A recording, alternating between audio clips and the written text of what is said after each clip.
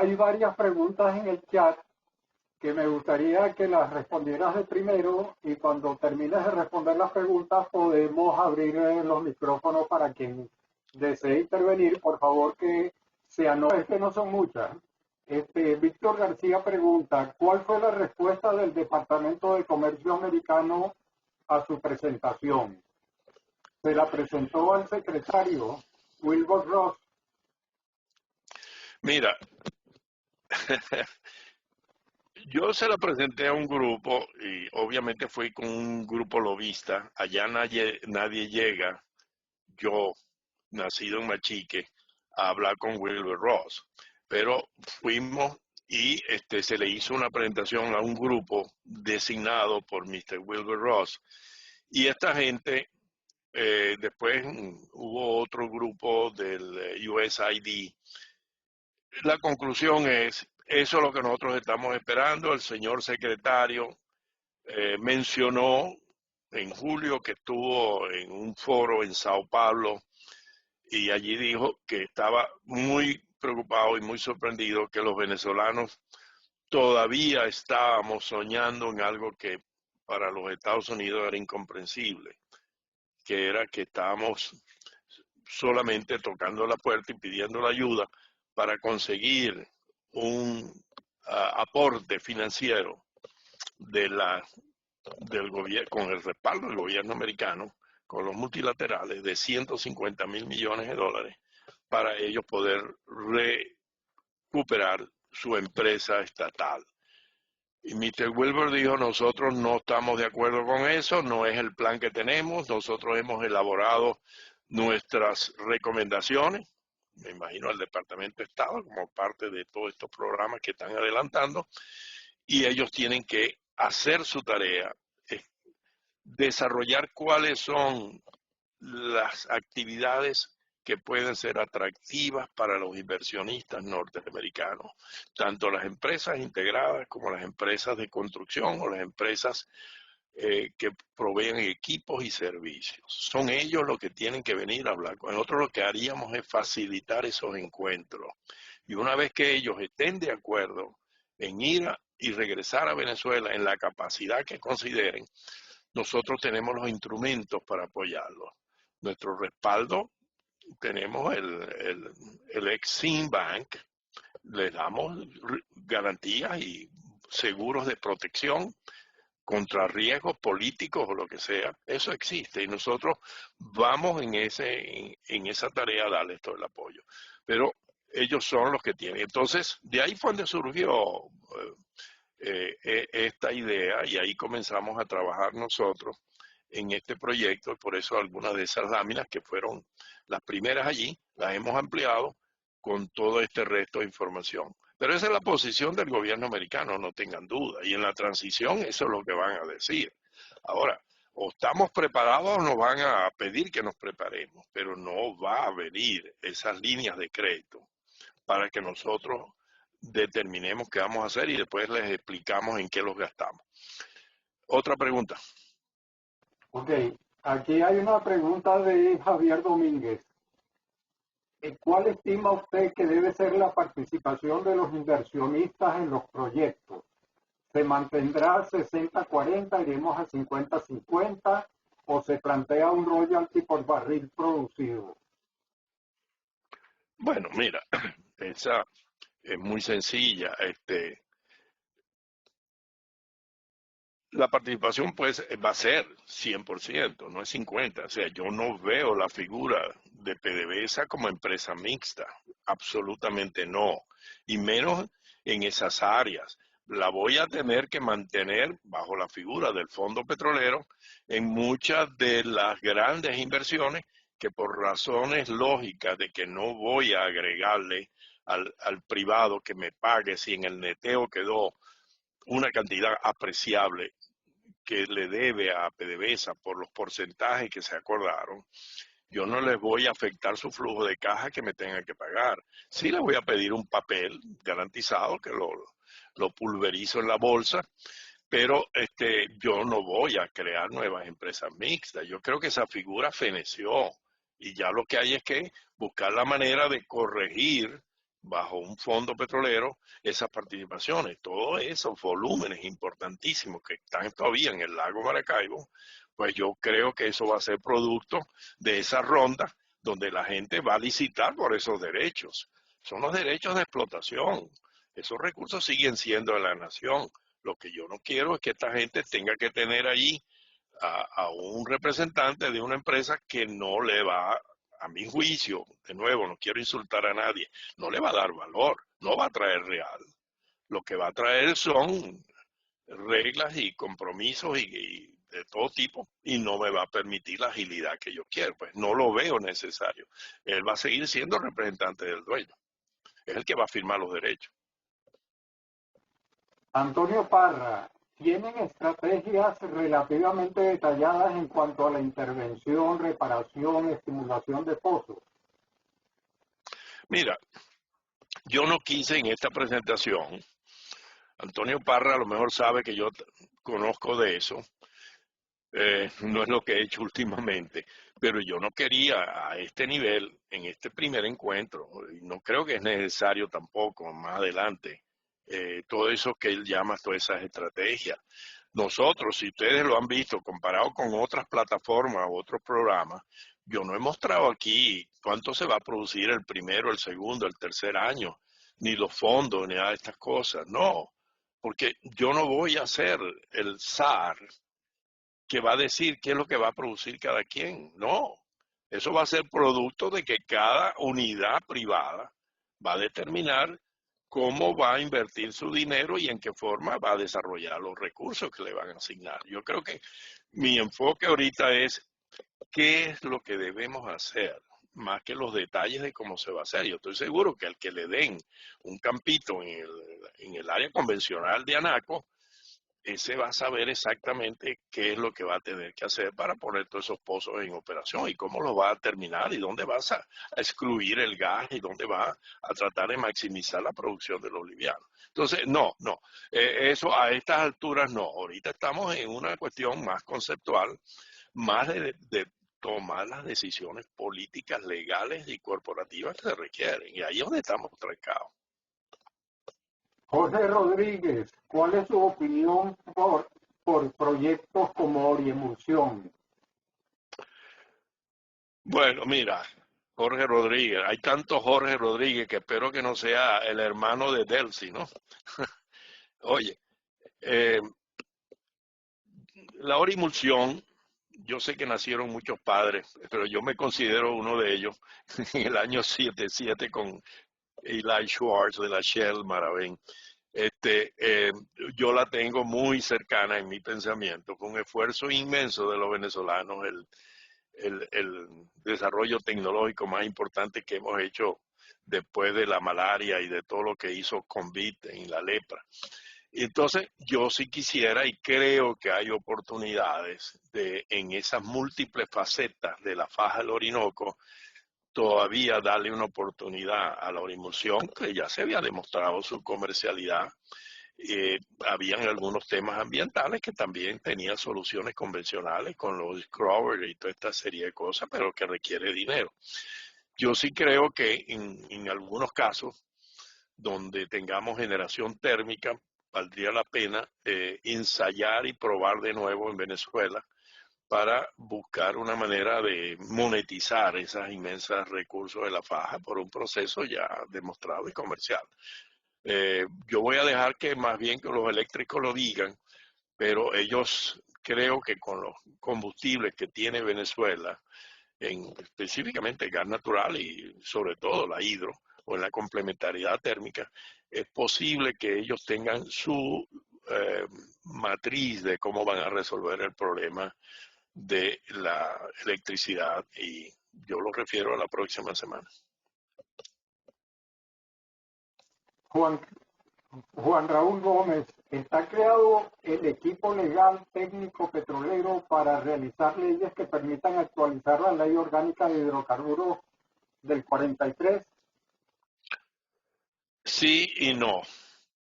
El que está no quiere saber nada de eso. Lo último que ha dicho ese equipo, bueno, él dice legal técnico petrolero, yo hablo más del equipo legal.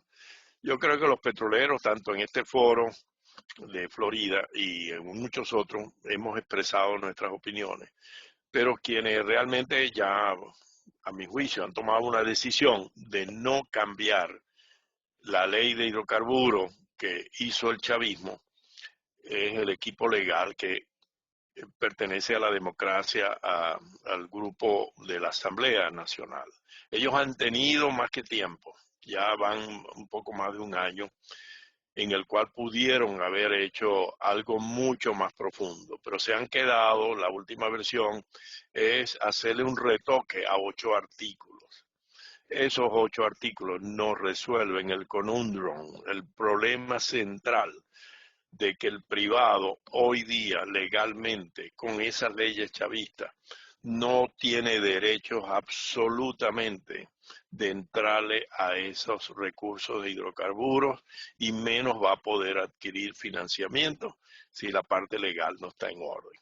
Pero como ellos son de la opinión ya preconcebida de que es el Estado el que va a operar bajo el dilema o trilema de o dueño, operador y regulador, pues eso no se ha movido. Y ya yo creo que, como todos sabemos, el desarrollo de los acontecimientos políticos con estos que vimos la semana pasada en el país, no creo que vale la pena ya seguir insistiendo en estas cosas. Esto se va a resolver definitivamente no de la mejor manera, porque la transición todo el mundo va a estar, no, yo viví la de Pérez Jiménez, yo era un muchacho, pero esta no se le parece absolutamente, ni la de la firma del acuerdo de Coche, cuando la guerra federal, nada, nada, esta es una cosa, pero increíblemente compleja. Entonces, ¿qué va a pasar?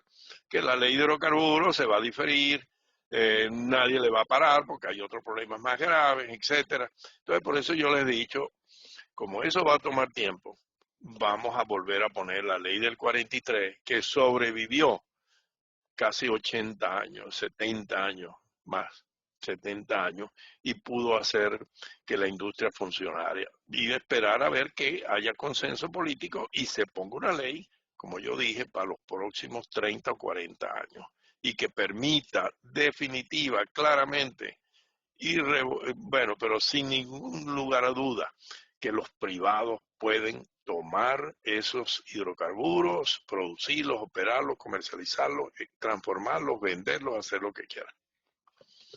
Domingo Marcicoetre, Aruba tiene planes para transformar la actual refinería en un mejorador de crudos. Sería una instalación privada. ¿Qué opinión te merece un futuro proyecto de mejoramiento en Aruba? Excelente, gran idea, me encanta. El asunto es quién va a poner los reales, ¿no?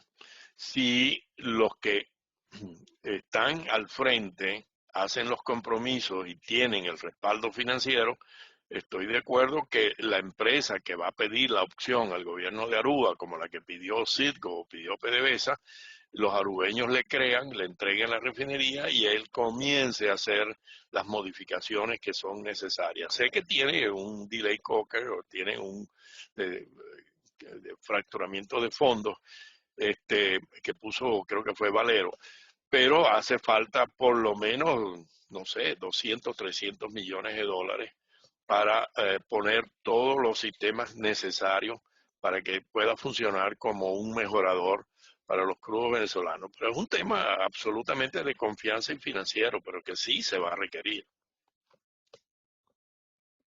Edson Martínez, ¿existirá una ley donde regule más participación de empresas venezolanas que extranjeras?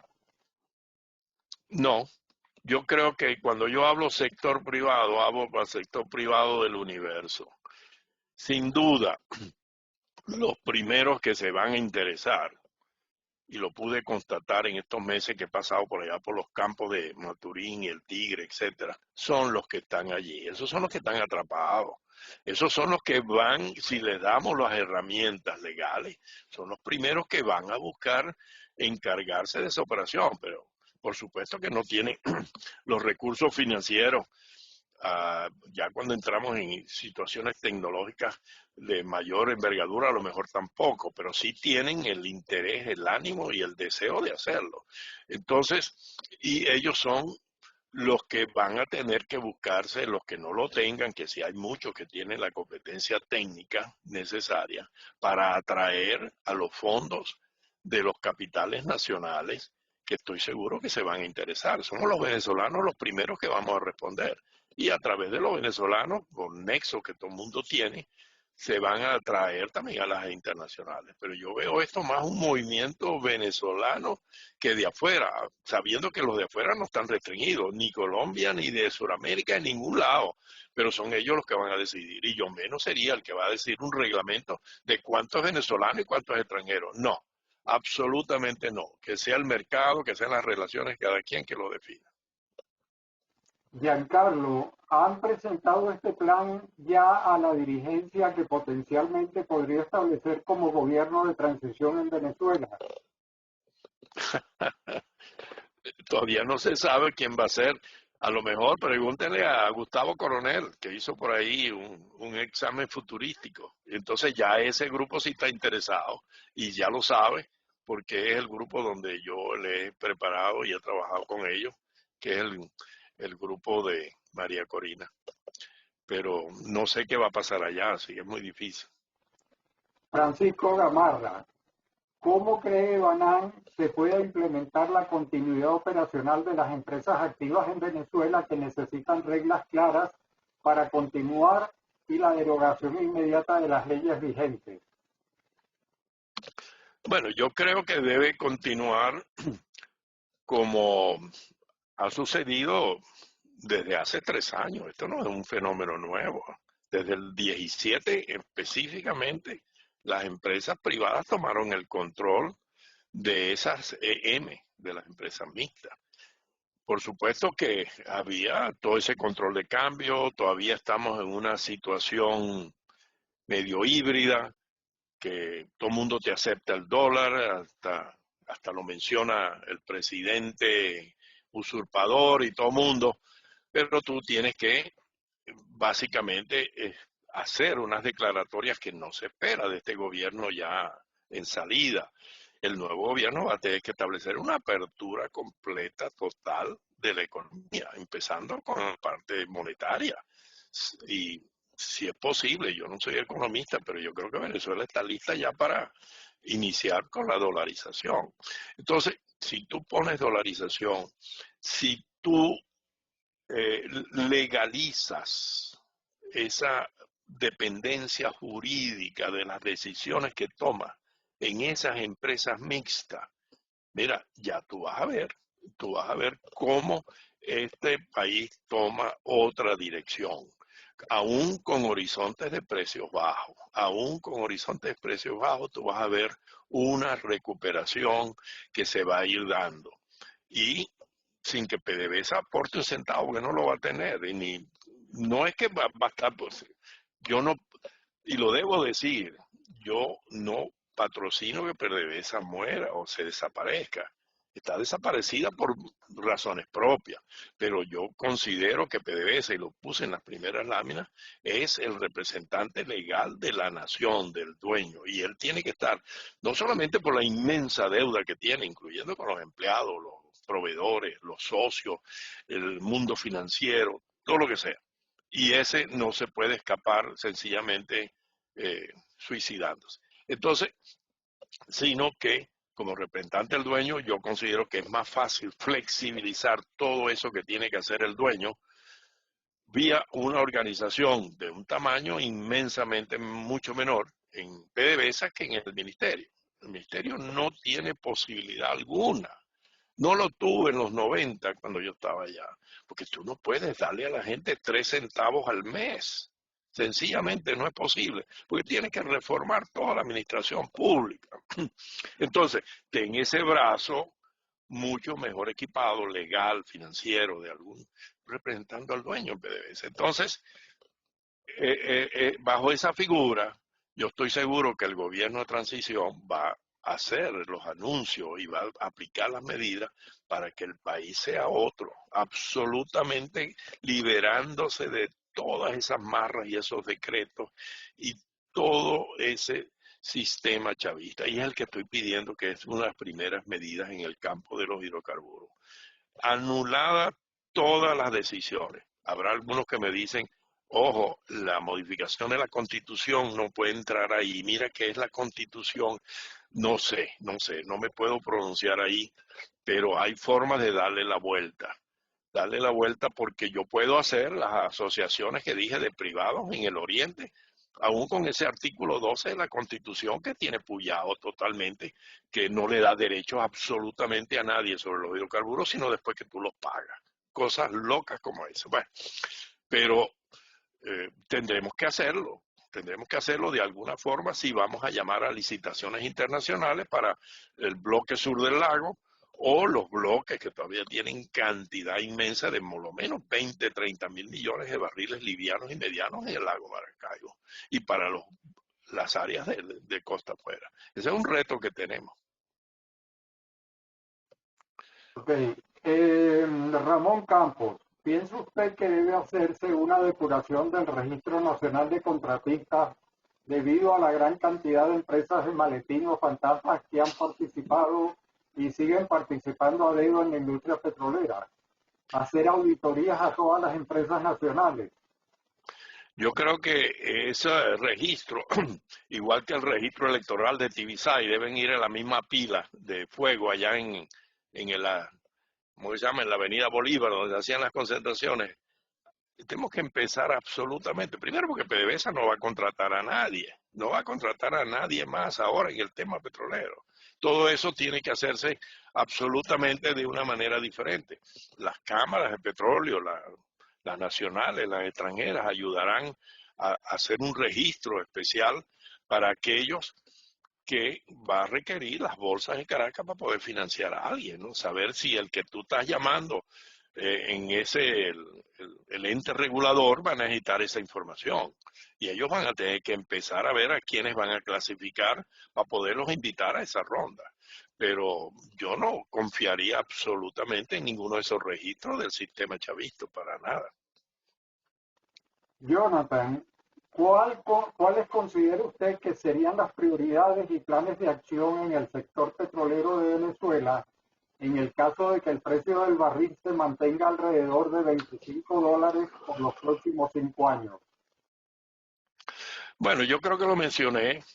En el caso de la faja, yo creo que estos señores, con esa liberalización que han tenido de los efectos perniciosos del socio, que ya es un hecho, ya no me toca sino decir que eso se debe mejorar para hacer la legalización de algo que es de hecho, pero en la zona convencional del Oriente, yo veo que fácilmente esta gente puede trabajar si le damos los instrumentos que están faltando. Esos instrumentos, y yo los he mencionado muchísimas veces, yo no los veo en la ley de hidrocarburos. Habrán algunos juriconsultos que dicen que sí se podrían hacer, pero si nosotros le damos los instrumentos a los grupos nacionales, y esta pregunta, esta misma que me acaban de hacer, yo la he hecho en esas concentraciones. Todo el mundo dice, bueno, estamos listos, aquí tenemos agrupaciones en el Tigre, en Cantabria, en el Maturín. La gente está hambrienta para que le des las oportunidades. Claro, eso es una cosa, y la otra es que el que va a poner los reales, que es la Bolsa de Caracas o la Bolsa de Bogotá, o inversionistas nacionales, sepan que estos van a tener los derechos y que nadie se los va a cuestionar. Y ahí es donde básicamente estamos trancados. Estamos trancados porque la ley no es explícita en ese sentido. Hasta ahorita la ley es chavista, le dio absolutamente todas las atribuciones a la empresa estatal. A la empresa estatal, donde es el único operador y es el que tiene eso, y como dice Alex Guerrero, que creo que está por ahí, lo consideró ingreso público, hasta eso, de manera que nadie puede tocar eso si no es el Estado. Entonces, Eso habrá muchos abogados que van a estar felices porque van a cobrar interpretando y eso va a ser solamente demora y gasto. Si nosotros no hacemos evidente y claro que cualquier agrupación que seleccione el regulador con base a credenciales, etcétera, y que tiene los recursos y sabe quién es y con base a las preguntas que en otros foros sabe el origen de ese dinero, pues eso no van a estar en la lista. Todo esto se va a hacer por subasta o por concurso, o por licitaciones. Y allí esos requisitos son fundamentales. Ok. Francisco Quijada, ¿quiénes están por parte del equipo legal? Bueno, no sé de quién. Yo soy un privado individual, hice esto para un grupo político que me ha incorporado como coordinador de su plataforma energética petrolera. Pero ellos tienen su abogado, pues, gente bastante conocedora. Con quien yo más me relaciono es que Juan Cristóbal, oye, se me olvidó el apellido, este, pero hay gente absolutamente competente y en Venezuela no hace falta traer de afuera conocimiento jurídico para opinar sobre este tema, ¿no? Y no hay acuerdo, no hay acuerdo. Esto se está manejando muy en petit comité. Ellos dicen, los llamamos, los tocamos, a veces nos mandan un borrador, después hablan de otra cosa, pero ya este tema, yo creo que ya terminó. Ya esto va a ser tema de la transición, lamentablemente. Pudimos haber hecho un excelente trabajo, pero la parte ideológica nos impidió darle la amplitud que se requiere a este tema. Edson Martínez, escucho mucho extracción, pero producción y derivados se apalancará. Todo eso es sector privado, absolutamente, completamente. No, yo no hablaba de extracción, hablé también de la refinería, hablé también de la extracción de líquido, del midstream, de hacer corrientes intermedias. Aquí lo que ha estado desde el punto de vista sagrado es el upstream, porque está reservado a la nación desde Felipe II y Carlos V.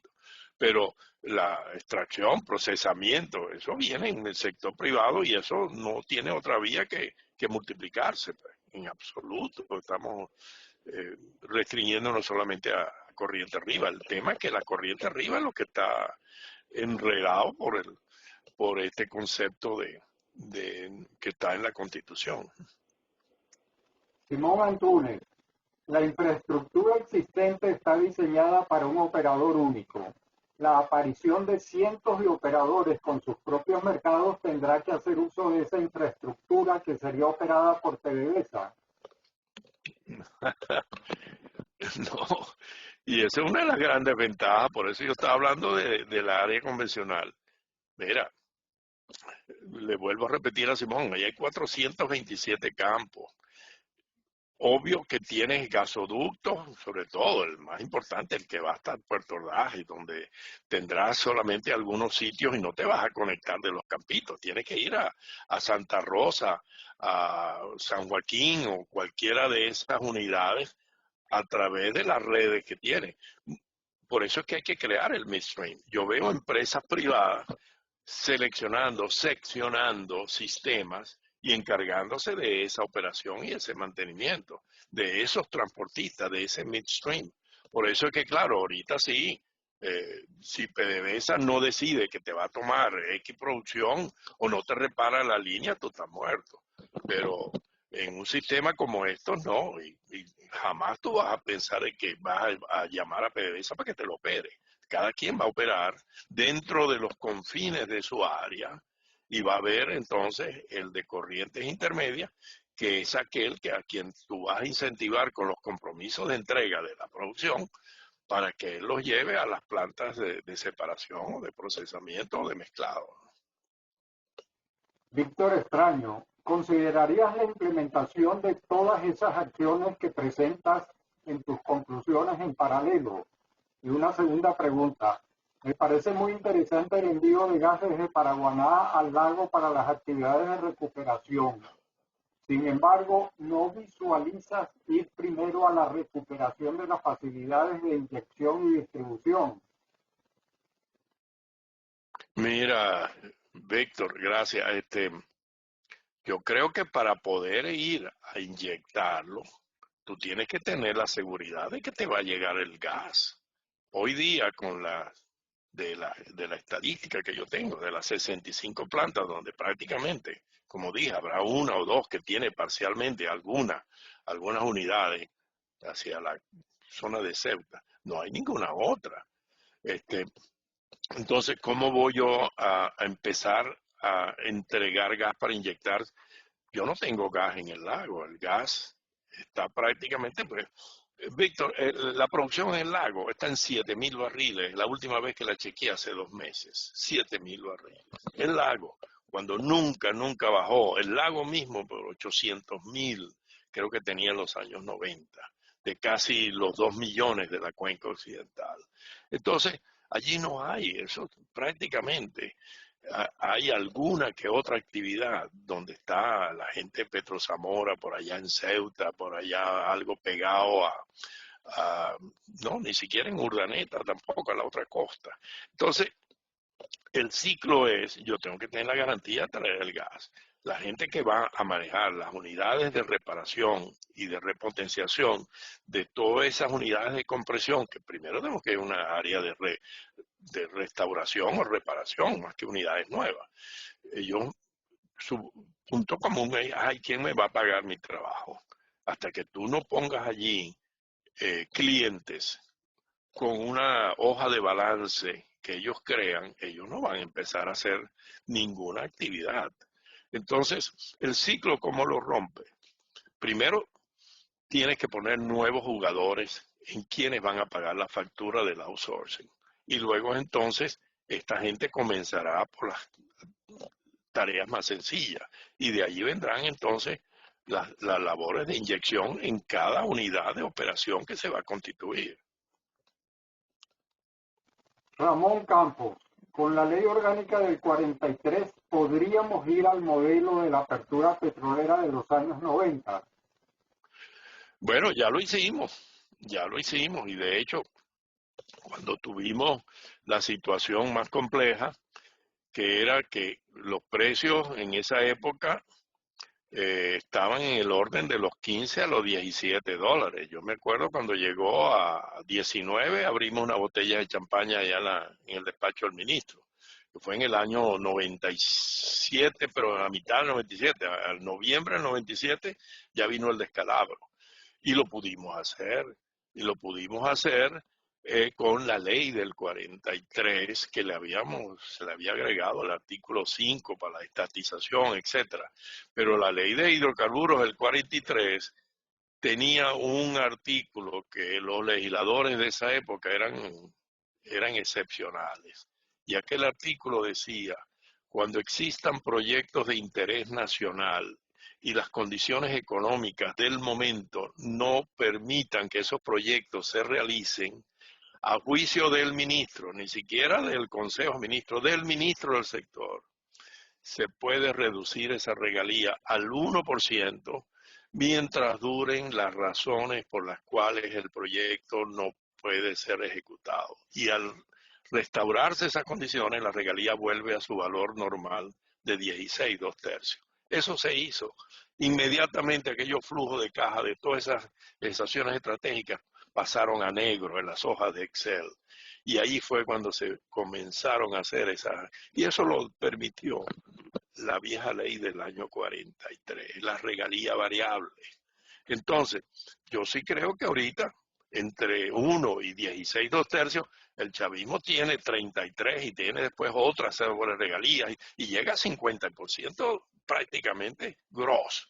Eso no viene absolutamente nadie al país. Entonces, bueno, creo que la ley del 43 nos va a permitir, eso sí, creando el regulador, que no lo obtenía la ley, hay que crearlo aparte, el ente regulador. Alejandro Foster, ¿qué percepción tiene de la ley que debe aprobar la Asamblea Nacional para garantizar los adeudos a todos los que salimos en las promociones 2002-2003? Yo no creo que debe estar en la ley. Yo creo que en las leyes está que lo que la República debe pagarlo, ¿no? En todas las leyes de todos los países. La figura que yo estoy contemplando es dónde se van a buscar esos recursos para que eso se haga. ¿Cómo se va a hacer? Bueno, el que yo llamo el Fondo Petrolero. PDVSA tiene y la Nación una cantidad importante que yo espero que en el neteo sea todavía mucho más importante de recursos que las multinacionales obviamente estarían interesadas en tomar esos porcentajes y estoy proponiendo inclusive que sea un proceso de downsizing gradual. ¿Por qué? Porque yo les voy a exigir y les voy a poner un algoritmo de que en la medida que me empleen más venezolanos de toda esa masa que todavía está en el país y en PDVSA, en la medida que me inviertan más dinero en la expansión de esos proyectos, yo hago unos descuentos en esa deuda. Entonces, yo quisiera ponerles un incentivo, les doy hasta 5 años, pero eso sí, si me dan un papel de ustedes, yo lo lanzo a la bolsa y puedo obtener el dinero para poder honrar los compromisos de los petroleros, los no petroleros y toda la clase desvalida, más darle dinero a la gente para que puedan pagar el ajuste de los precios de los servicios públicos. Si no, no va a haber buenos servicios de nuevo.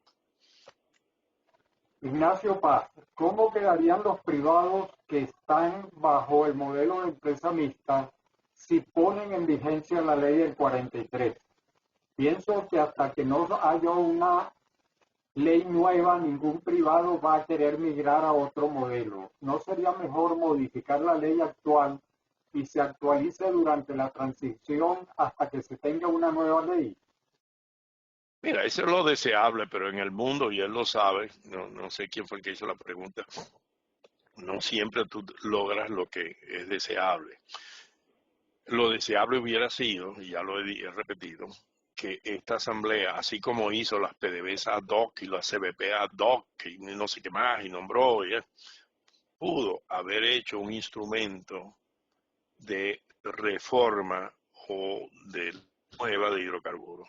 Sencillamente no lo hizo. Amenazó con modificar 8 artículos, tampoco lo hizo. Entonces, ¿qué?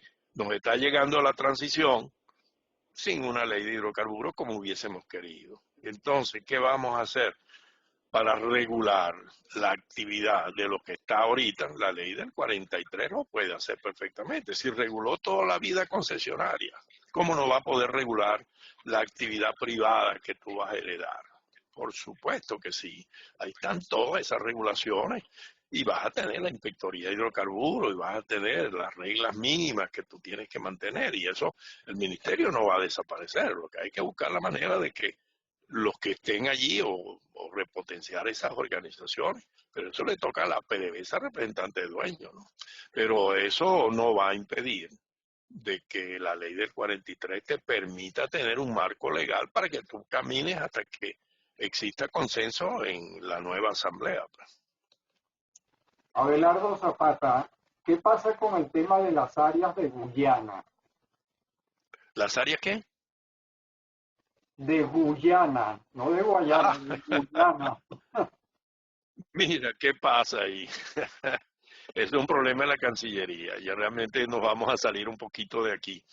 Yo creo que geológicamente, por lo que yo he leído, básicamente yo no soy geólogo, no hay áreas, excepto la extensión en la área de reclamación del sector. Sí, pero ya eso entramos en otro problema de más de carácter internacional. ¿Alguien? Víctor García, ¿cuál sería el plan para manejar las deudas de PDVSA con las empresas de servicio? Bueno, ahí están metidas en ese fondo. Yo parto del punto de que PDVSA hasta ahora, por lo que se sabe, no sé si en la transición va a haber un fondo internacional de auxilio y ayuda a Venezuela, y si lo hay, como se ha hecho en otras ocasiones, Yo creo que el petróleo y las actividades que son remuneradas en divisas van a estar de último, si es que aparecen en la lista. Entonces, yo creo que el país tiene que preparar un fondo para poder enfrentar y poder cumplir con esas obligaciones, como las que dijimos, con los ex empleados, con los votados, con los deudores, con todo el mundo, y también con las empresas de servicio. Entonces, ese capital está allí, está atrapado en esas participaciones que estoy seguro que la otra parte privada va a querer adquirir en condiciones que sean lógicamente discutibles y analizadas por ellos mismos, ¿no? Lumina, ¿cómo garantizar la seguridad física de las operaciones? ¿Cuál sería el plan ante el control del narcotráfico, guerrillas, colectivos, planes, etcétera?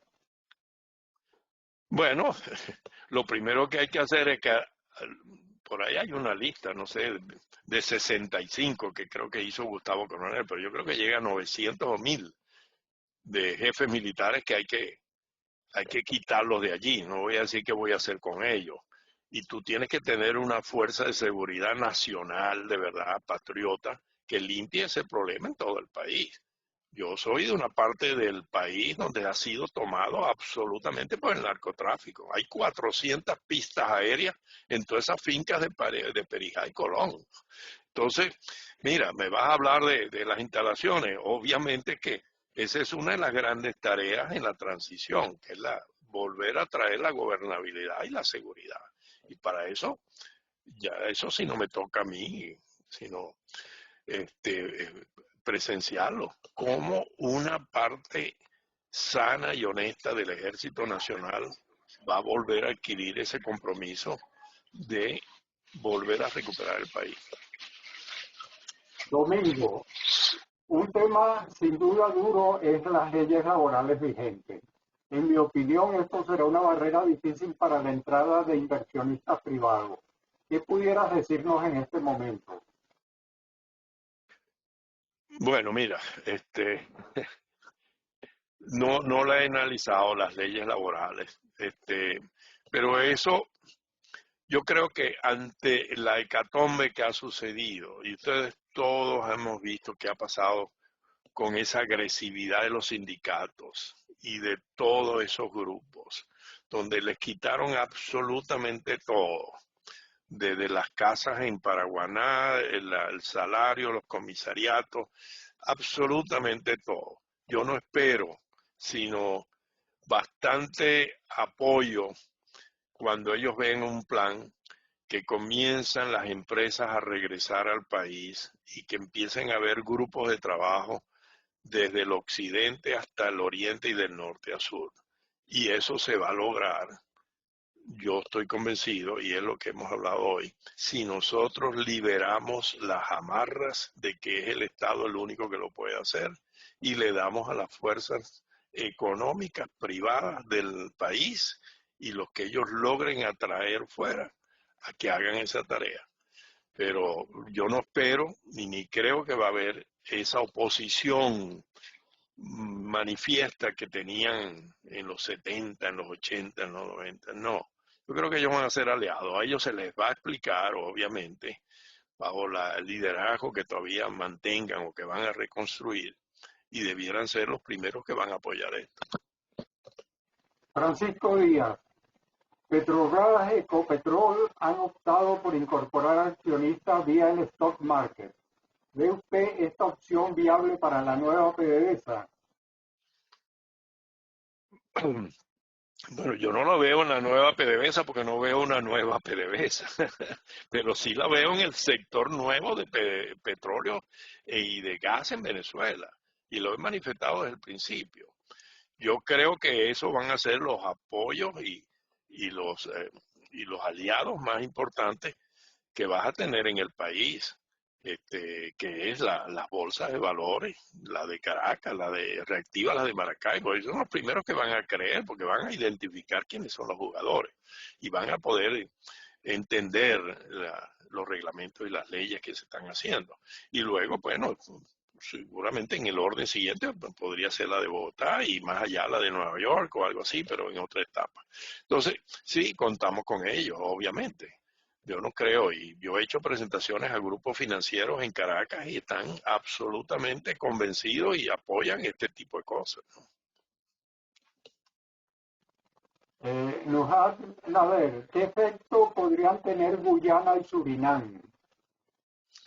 Yo creo que ninguno. Efecto en este plan, nada, nada. Yo, pobrecito, tantos años soñando y cuando ya iban a empezar a vender, les vino el coronavirus, ¿no? Ya estaban sacando cuenta de los cargamentos, habían sacado hasta invitaciones para vender su porcentaje de la producción. Pero mira, no veo absolutamente ninguna oposición ni nada en absoluto, ¿no? Armando Carrillo, ¿qué rol ves para la Fuerza Armada y colaboración de Colombia para ejecutar parte de este plan, ya que para producir las áreas fronterizas, Apures, Barinas, Sur del Lago, etcétera, se necesita limpiar esas zonas de la guerrilla y el narcotráfico? Bueno, como yo dije antes, a nuestro ejército glorioso, que vuelva a recuperar ese nombre, le va a tocar una tarea inmensa en toda la zona fronteriza. El estado Zulia, desde la zona de Perijá, donde están estas 400 pistas, donde ya el idioma en muchos pueblitos es mexicano, del grupo de Sinaloa, Apure, ni se diga, y toda esa zona. Esa es una labor cíclope gigantesca que le toca al ejército. Obviamente que restablecida la democracia va a haber una colaboración importante con el ejército colombiano y el gobierno de Colombia para esa tarea. Ahora, en el área petrolera, yo creo que posiblemente el grupito de campos que quedaban en la zona del Catatumbo, que ahora se llama Bari Petrol, de los indios Bari, Casigua, el Cubo, toda esa cosa, a lo mejor habría que ver si tiene salida al mercado mucho más económica que por el lado del lago Maracaibo. Pero sin duda en Guafita y La Victoria, en Apure, es posible que la mejor opción sea montarlos en el oleoducto de Caño Limón, ¿no? Más que traerlos a Barinas, que el oleoducto de Barinas al Palito tiene más hueco que la casa presidencial en Bagdad, ¿no? Entonces, realmente ese tipo de cosas yo creo que no va a haber restricciones para analizarlas, pues, en una cuestión abierta y de relaciones entre dos países democráticos y decentes, ¿no?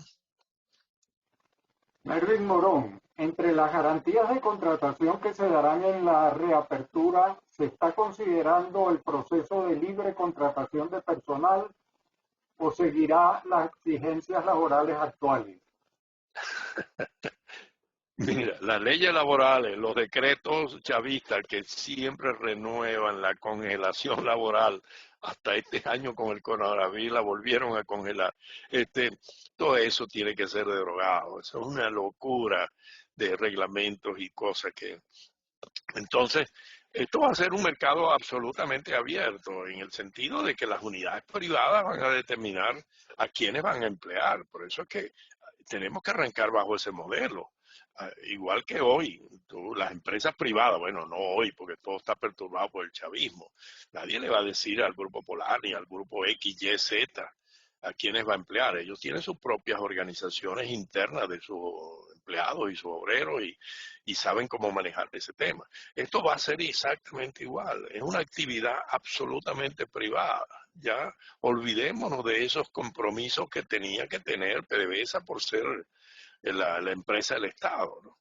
Entonces, eso es lo que está haciendo falta en Venezuela y que existe en todas otras partes del mundo. Felipe Suárez, ¿cuán realista es el compromiso a la apertura por parte del Estado en garantizar cambios en la seguridad jurídica? Oye, no lo entendí completo, Eduardo. Que cuán realista es el compromiso a la apertura por parte del Estado Ah, para garantizar bueno, cambios, entiendo, en la seguridad jurídica. bueno, esa es la pregunta que todos nos hacemos. No habiendo hecho nuestra tarea cuando debimos hacerla, ahora, por razones externas, que no es necesario entrar aquí, todos las conocemos, muy pronto, cada quien se pone su horizonte, vamos a estar confrontados con ese tema. Entonces, ¿qué vamos a hacer los venezolanos? ¿Qué vamos a hacer? Por eso es que yo manifestaba, si esas zonas que son de inmediata recuperación, porque hay tantos campos de distintos tamaños y tienen casi todas las instalaciones. Habría mucho canibalismo y todas esas cosas, pero son de fácil esa producción diferida, volverla a poner a disponibilidad. Si les damos los instrumentos, yo creo que eso va a llegar. Y cuando eso comienza, eso no lo detiene absolutamente nadie. Y ese fenómeno se va a propagar por toda la República. Y todavía todos esos síndromes y reglamentos, yo creo que el nivel, no sé si volverlo a poner, del año 1865 de ingreso después de la Guerra Federal, de la no tiene comparación absoluto. Eso es, a mi juicio, lo que va a dominar el resto, la necesidad urgente de que tú pongas a un lado lo que es secundario, lo que no es importante, y abrirle espacio a todo aquel que quiera trabajar y quiera producir. Ramón Campos, la parte privada nacional no tiene capacidad ni calificación para ser operadores. Considero parte de la repartición a dedo que se hizo. Considero que sí podrían intervenir en la parte de servicios. ¿Qué opina Doanán? Bueno, mira, yo me río porque, entre muchas cosas, yo fui operador privado en el 92. Aquí lo que ha pasado es que el gobierno, en los últimos años, desesperado como están, especialmente cuando comenzaron de verdad las sanciones, a un proceso muy tardío de privatizar todo. Y ha estado inclusive tratando de inventar y de improvisar con gente, obviamente. Yo recuerdo las primeras 14 compañías hace 3 años que invitaron para operar los campos. Tú veías ahí, excepto habían 2 que sabían de qué estaban hablando. Los demás eran empresas de maletín haciendo guiso. Se sabía el destino de esto. Estos fueron perfectamente engañados cuando muchos empezaron a trabajar. Los barriles que entregaron, lo que entregaron, nunca se los pagaron. Y eso se veía que iba a pasar. Entonces, en Venezuela sí se desarrolló una capacidad operativa. En los 90 se desarrolló, cuando la apertura continuó todavía en la primera década, cuando Chávez se volvió loco y tomó totalmente todo en el año 2009. Bueno, todavía quedaron, especialmente los argentinos y quedaron algunas otras compañías. eh, y ahí están. Muchos no se han ido porque obviamente están montados sobre algo y están esperando que las cosas cambien. Pero a los venezolanos, por eso hablamos, si le damos los incentivos, yo creo que hay cientos, si no miles de venezolanos que podrían tomar la decisión de regresar. Y muchos tienen su experiencia operativa y su experiencia profesional completamente. Yo no me pondría en ese nivel de pesimismo. Lo que hace falta son los incentivos. Nadie va a trabajar para perder plata, ni menos tampoco al que va a exponer su vida ya o no va a tener ni siquiera algún incentivo para que le remuneren y perdió su oportunidad donde estaba, ¿no? Ok, Ivana, con eso finalizamos las preguntas que había en el chat.